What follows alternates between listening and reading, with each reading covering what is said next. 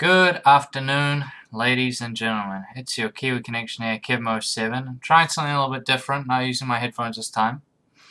So today I bring you the Asus DC2 Directcu 2 card against Sapphires Tri-X. So another R9 290 Showdown. Now this one I was really looking forward to because the Asus card has a lot of rumors about it, about its performance, its cooling, things like that. So I really wanted to try it for myself and see how it went. Now first, let's go over the main differences with these cards. So they're pretty much the same. Both have a core clock of 1000 MHz, pretty standard 1 GHz. The only difference here is in the memory. So the Asus card has pretty much reference memory clock 5040, so 40 MHz bump up from the reference 5000, where the Tri-X has a more substantial increase at 5200 MHz. So we'll see if that makes much difference in the benchmarks. And then of course just the size of the card. So obviously two different style of cooler. The Tri-X has triple fan design, where the Asus card has just their twin fans with the Cooltech fan, which I explained in the unboxing video. That's sort of like a hybrid fan design on it. So pretty cool and pretty different designs, but there is quite a big difference in the sizing of these cards. So the Asus card is shorter than the Tri-X, however it is slightly fatter. So the Asus card comes in at 287 millimeters long compared to the Tri-X, which is 305 millimeters long, but it's 147 millimeters wide compared to the 113 millimeters wide of the Tri-X, and it's also 40 millimeters tall compared to the 38 millimeters tall of the Tri-X, so they're quite similar height. But yeah, so the Asus card is a bit fatter. So yeah, let's just get straight into the benchmarks then.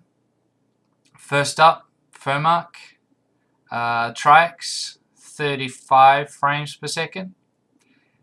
The Asus DC2 33 frames per second.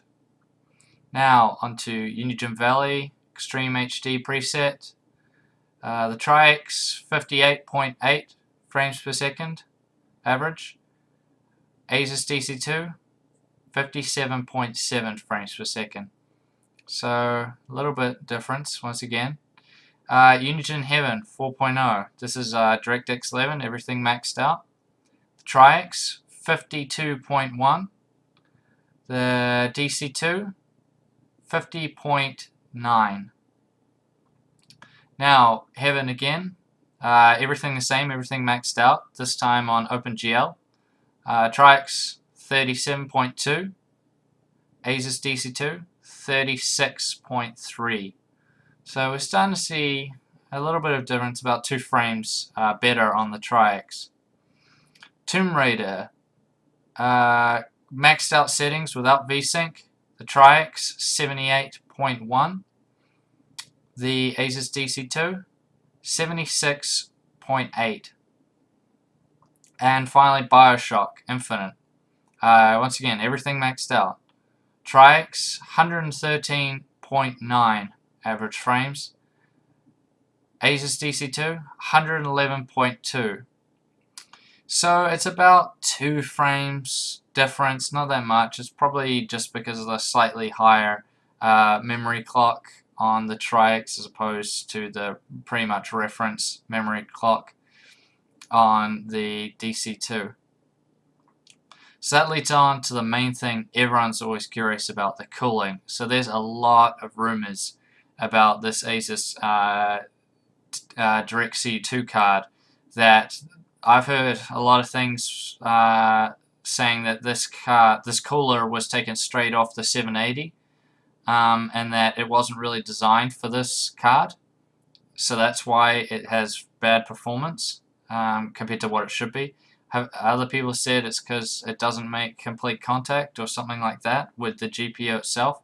So there's, I mean, if you look it up, there's so many rumors about it and speculation, and someone might have proven it, I'm not sure, but you know, it was one of those things I knew when I was getting this card that it, you know, was going to be interesting to see how it formed. So in Furmark, this is at maxed out. This is at my user settings. For 15 minutes, they are 4 times MSAA. Yeah, 1080p full screen.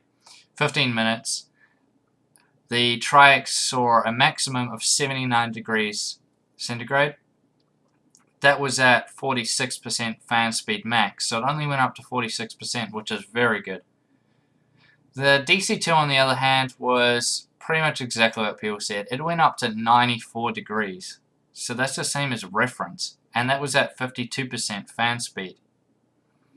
Now, I thought maybe it was to do with the fans.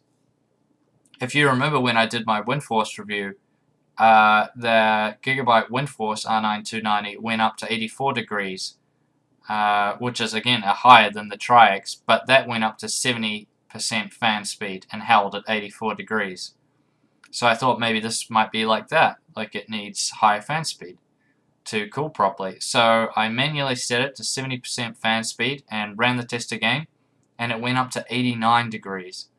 So it isn't anything to do with the fans, because that's still, you know, 5 degrees higher than the Gigabyte card, running at 70% fan speed. So there's, for such a beastly looking cooler, it doesn't perform like it should.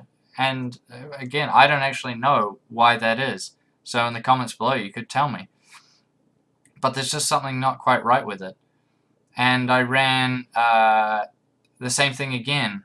Unigine Heaven, DirectX 11, everything maxed out. I looked for the highest temperature during the benchmarking run. On the Tri-X, it was 74 degrees. On the DC2, it was 81. So a bit better that time, but it was still creeping up, and I don't know where it would have stopped. You know, it's just not a good cooler. I really want to like the card, but I just don't know why the cooler just doesn't do its job. So, yeah, that's all I have to say. The Asus card the cooler isn't very good. At least in my one. Maybe I got a bad one. Who knows? But a lot of other people have said it, so I'm thinking it's probably not that. Now, to noise. So, this is what the Tri-X sounds like at idle.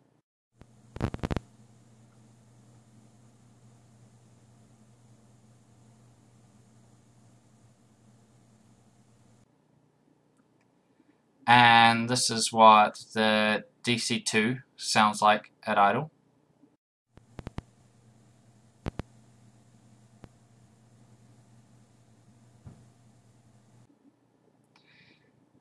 This is what the Tri-X sounds like during my Unigine Valley benchmark.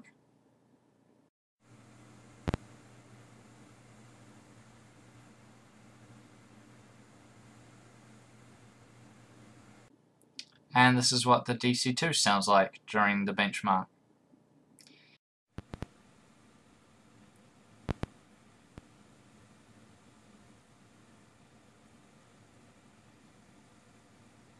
So, pretty close noise-wise. The one thing I will say is the DC2 is a very quiet card, so that's good. Same as the Tri-X, not too much difference in noise. Nothing noticeable really. So, it's good in that sense. So finally, overall, what do I think? Well, I can't say I think that highly of the Asus DC2. Honestly, it's marginally better in the benchmarks and stuff than the reference card, so that's good. But for the extra money you're paying, would it be worth it? Well, it is a lot quieter too, I'll give it that. But it doesn't cool the way it should, and considering most places sell this at the same price as the Tri-X, there's no reason to get this Asus card over the Sapphire Tri-X. It's just a much better card. That's all I have to say. This, you know, it would even be not really advised to get this over a reference card. Say if you're getting it secondhand for cheap or something. honestly, you'd probably be better off with just the reference card, because you could probably get it even cheaper. Well, they are cheaper, but it won't be as quiet, the reference card. That's about the only sacrifice you'd be making, but, you know, and maybe 2 frames in performance, because it'd be slightly less throttling, but really, it doesn't do what it's supposed to, and if you're overclocking, stay away. You definitely get a Tri-X or a Power Color PCS Plus, because they're just much, much better cooling on them. So that's going to end this video. Going to be taking a little bit of a sidestep for the next few videos, so instead of carrying on with the 290s, as you might have noticed behind me, I have 3 280Xs. So we have the Windforce from Gigabyte, and then we have the Toxic from Sapphire, and then down the bottom there we have the Asus DC2 Top Edition. So maybe it might redeem itself, the cooling design.